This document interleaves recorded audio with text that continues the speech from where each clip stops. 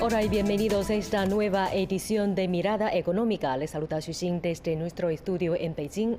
La reunión anual de 2022 del Foro Económico Mundial se cerró el día 26 de mayo en Davos, Suiza. Alrededor de 2.500 invitados de todo el mundo celebraron cientos de debates en los 4 días que duró el congreso sobre temas como la economía global, el conflicto entre Rusia y Ucrania, el brote de la COVID-19 y el cambio climático, entre muchos otros temas. En esta edición de Mirada Económica, el señor Liu Xuedong, profesor de carrera de la Universidad Nacional Autónoma de México, compartirá con nosotros sus observaciones acerca del Foro de Davos 2022.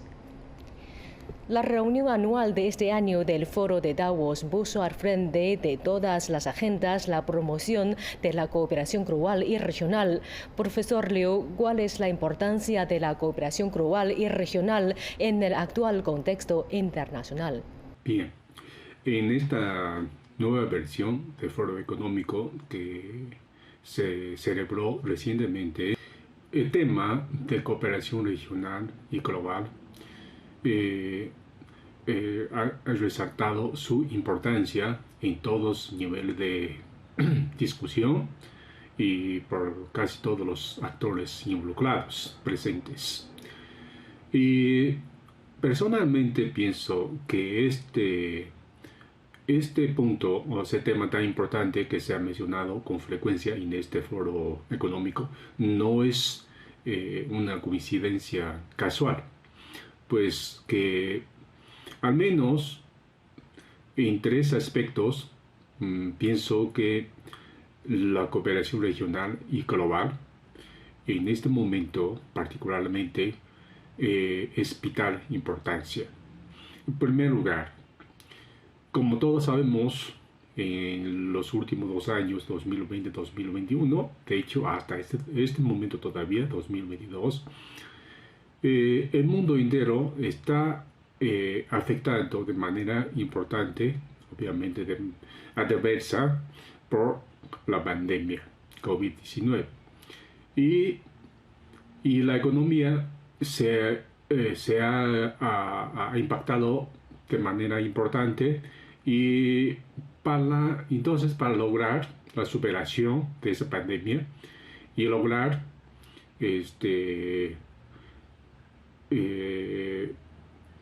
lograr la recuperación de la pérdida económica, obviamente se requiere esfuerzos de todos, de los actores involucrados y todos los países obviamente en este mundo de manera coordinada y conjunta y para lograr la superación de la pandemia, obviamente para lograr la recuperación de crecimiento económico. Bueno, en el segundo lugar, en un mundo globalizado como ahorita vivimos, los procesos productivos se encuentran en distintas cadenas de valores, obviamente localizadas en diferentes partes del mundo y diferentes partes del país. Y esa cadenita o esa cadena de suministro de materias primas y bienes intermedios y capital, etc., está bien relacionados, altamente relacionados. Entonces cualquier falla o cualquier escasez del suministro de los materiales primas y de bienes intermedios podría provocar un paro de producción a nivel mundial. Ejemplo evidente sería que obviamente se ha citado mucho, es la escasez de chips para la producción de autos, sobre todo autos eléctricos, y hemos observado que el paro de producción justamente derivado de esa escasez de chips ha propiciado el paro técnico en varias partes del mundo en la producción de automóviles. Y en ese tercer elemento sería que actualmente podemos observar que ha surgido múltiples acuerdos comerciales regionales, multilaterales sobre todo, ¿no? Y, por ejemplo, lo que hemos visto es la CPTPP 11, o sea, después de el retirado de Estados Unidos de CPP 12, originalmente ahorita se quedó con 11 países miembros participantes en este acuerdo comercial regional. Y últimamente o recientemente se terminó el proceso de negociación de acuerdos de asociación económica regional e integral, que involucra 15 países de Asia Pacífica, le llamamos el CEP. Entonces, resumiendo lo anterior, podemos decir que la cooperación regional y global son dos puntos importantes. Es decir, la cooperación no solamente se refiere a global, sino también consiste en la cooperación regional. Son combinación de ambas partes. Xie Zhenhua, enviado especial de China para el cambio climático, afirmó en la reunión anual en Davos que para hacer frente al cambio climático tenemos que tomar medidas concretas. Entonces, profesor Liu, ¿cuál es la importancia de la transición energética de China para resolver los problemas climáticos globales? ¿Cuál es el estado y la perspectiva ante la nueva transición energética de China y qué oportunidades trae la nueva transición energética al desarrollo económico del país? Ante de la amenaza de calentamiento mundial global y cambio climatológico, el gobierno chino ha asumido el compromiso de Acuerdo de París. Y ante este compromiso, quisiera aclarar un punto importante, ya que usualmente se considera la reducción del contaminante CO2 y el crecimiento económico podría estar en conflicto. Es decir,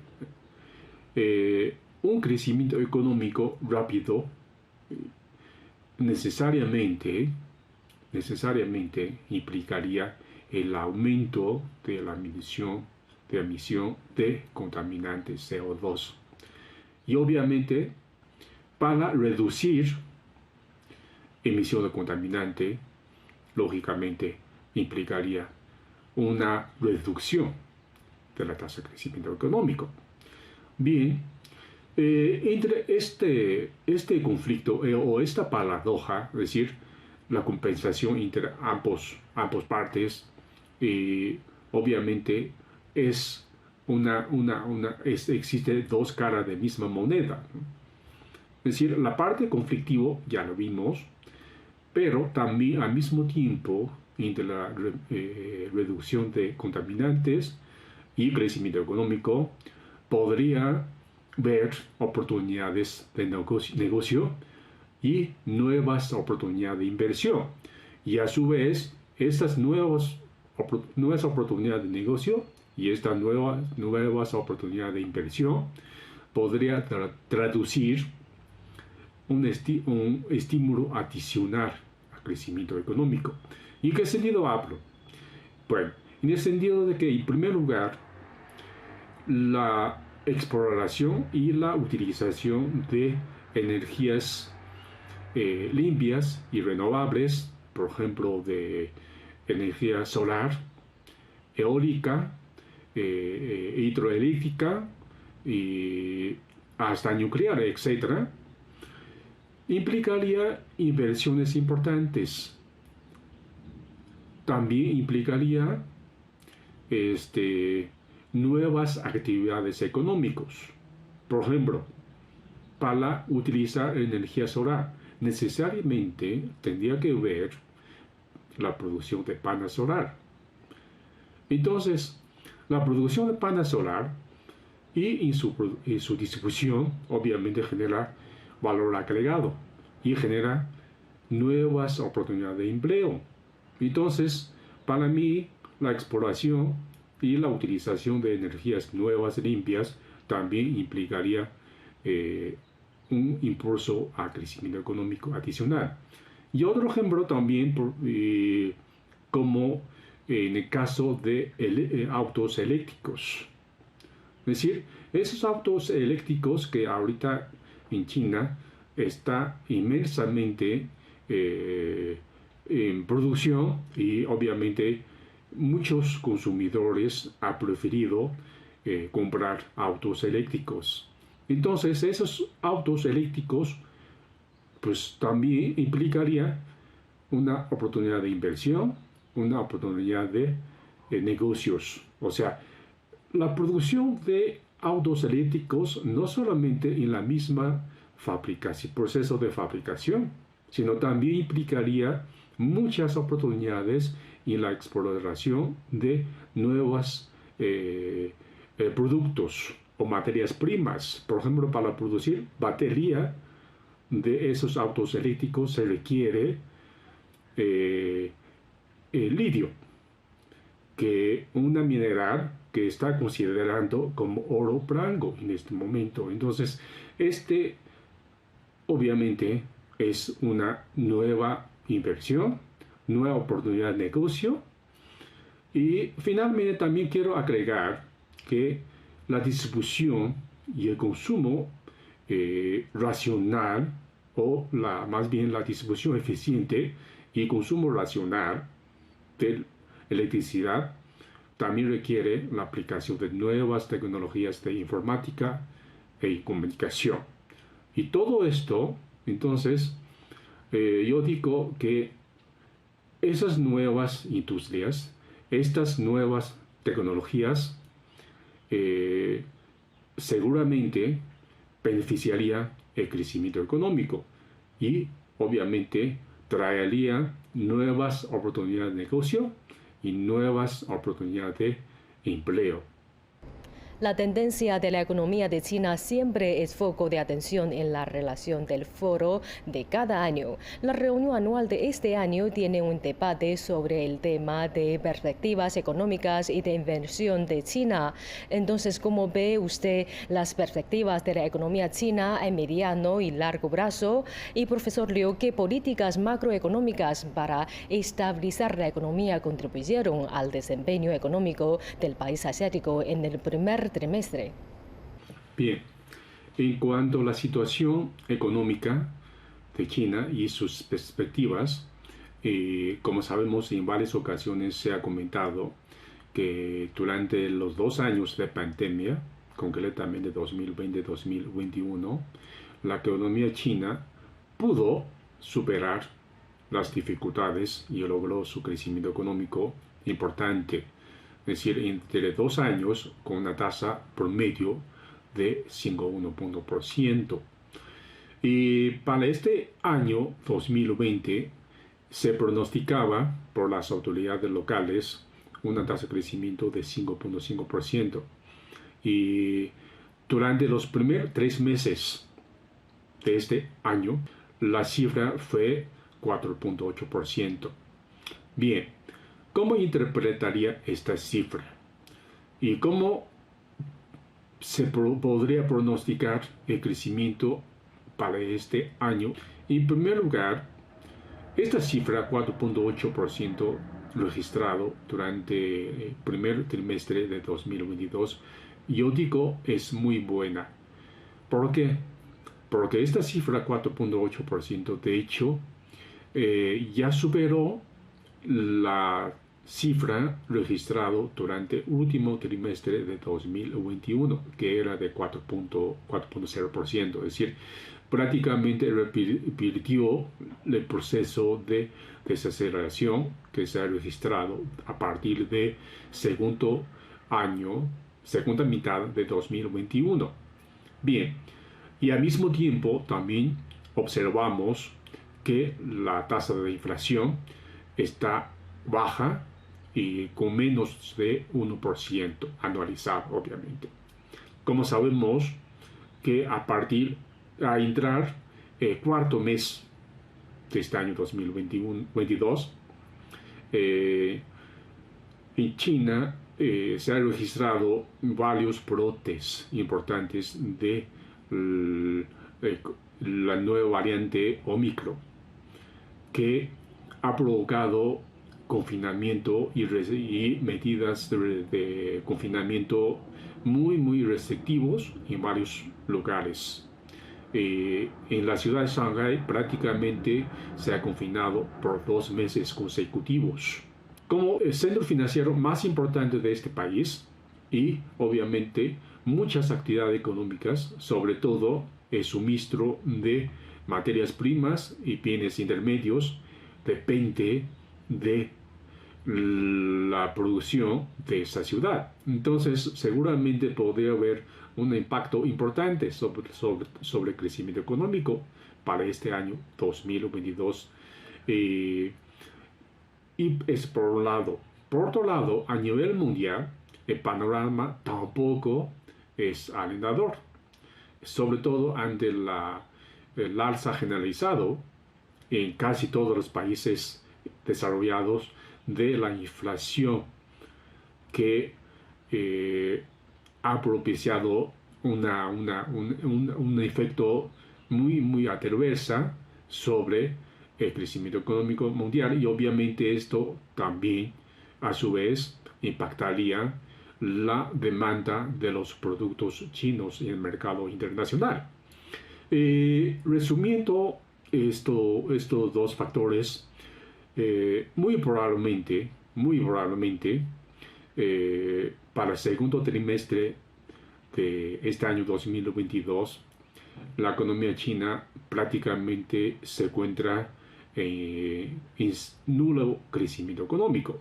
Entonces, para cumplir la meta de 5.5%, se requiere en los restos 2 trimestres, es decir, tercero y cuarto trimestre, la economía tendría que crecer aproximadamente 8-9%. Es un reto importante, pero yo pienso y tengo plena confianza esa meta o ese crecimiento podría lograr. ¿Por qué digo esto? Porque si se acuerda, en 2020, el primer trimestre, cuando apenas empezó la pandemia, la economía china cayó fuertemente en ese trimestre.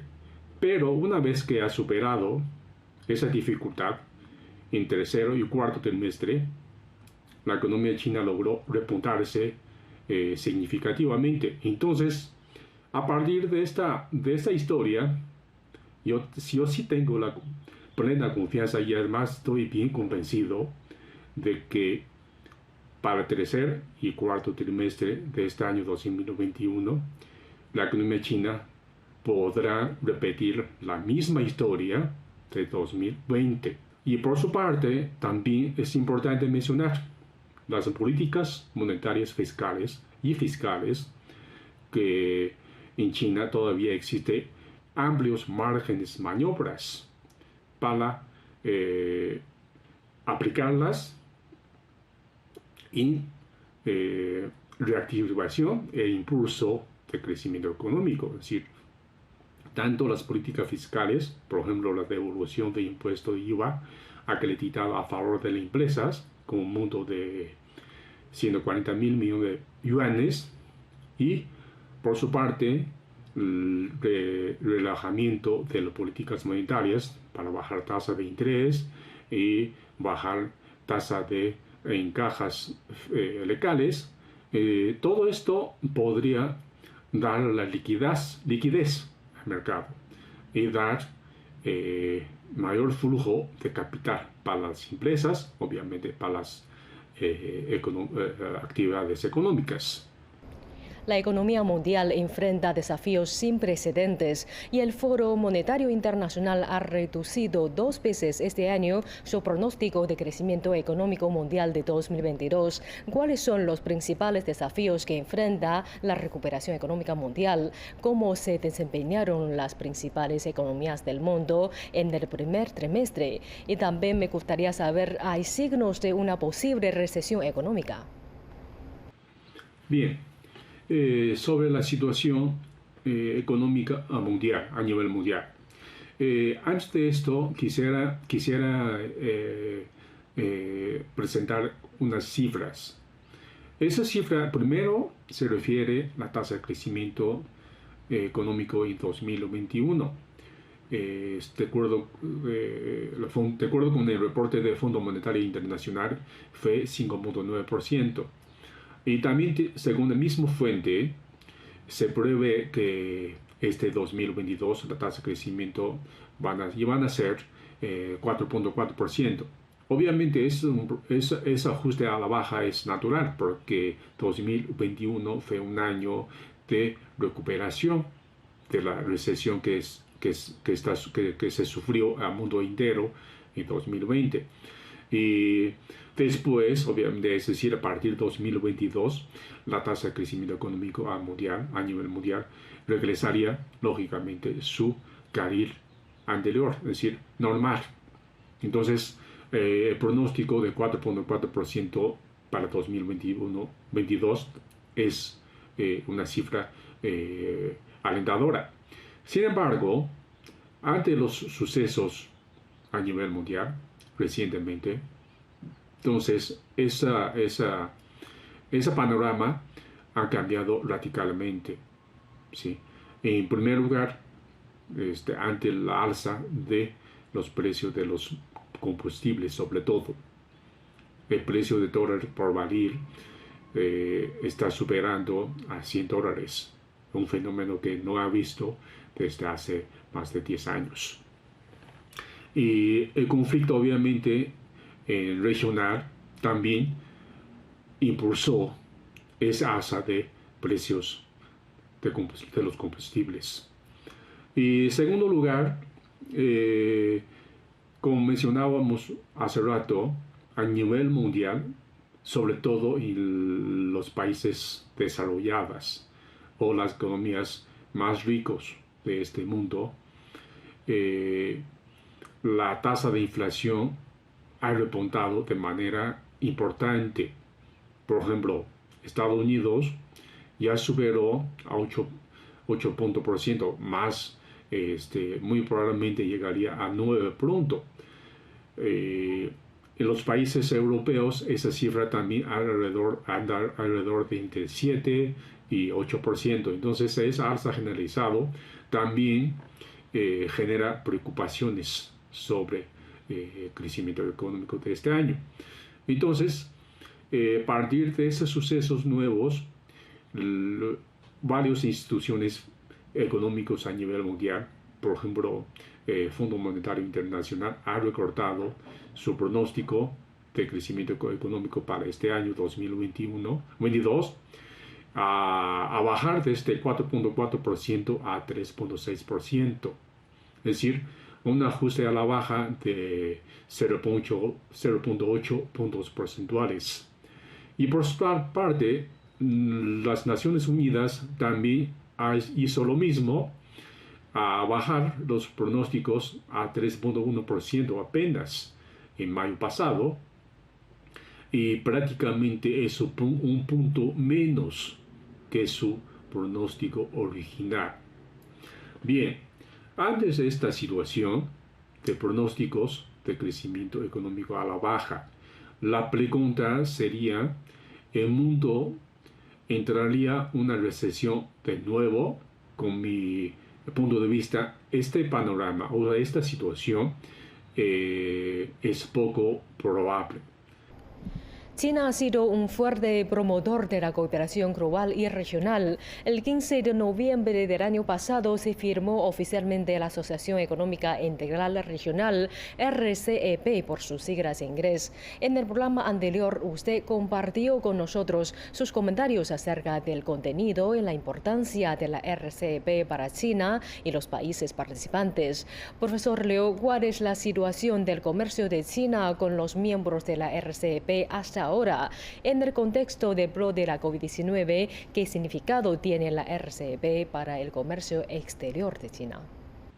Bien, el tema de RCEP o la Asociación Económica Regional e Integral. Como sabemos, este acuerdo, mega acuerdo comercial, involucra 15 economías de la región Asia-Pacífica. Y cabe de recordarse, entre estos 15 países de Asia-Pacífica, varios de ellos están considerados como fábricas del mundo. Y obviamente en esa zona también representa la zona más dinámica de crecimiento económico y obviamente en el comercio exterior. Se espera, como lógicamente, a través de este acuerdo comercial, a través de la reducción de aranceles,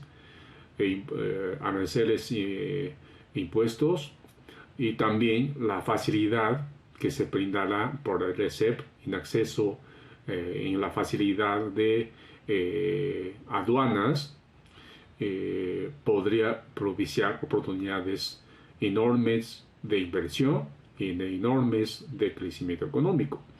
Ahora, hasta este momento, la RCEP ya entró en vigor, ya lleva pues casi medio año.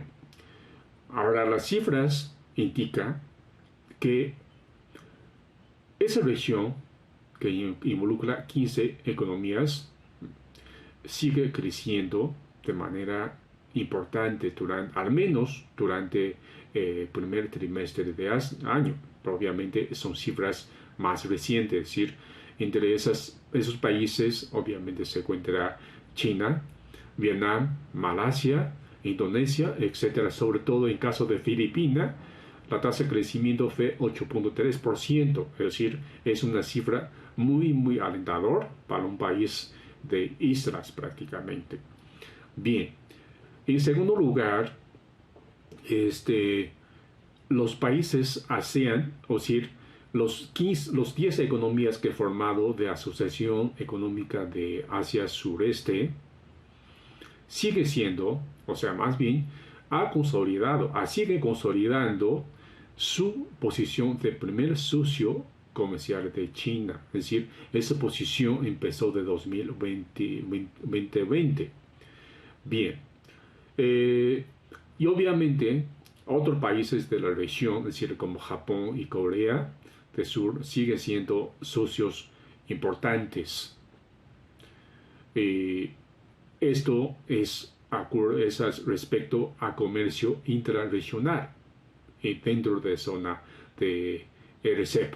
Entonces, desde cualquier ángulo, yo pienso que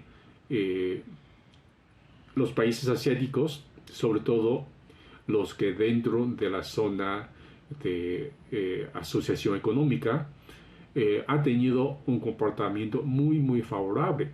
Obviamente eso no todos ha sido atribuido a la RCEP, porque es muy temprano a hacer esta confirmación, porque apenas lleva 3 meses o 4 meses de aplicación de este mega acuerdo comercial.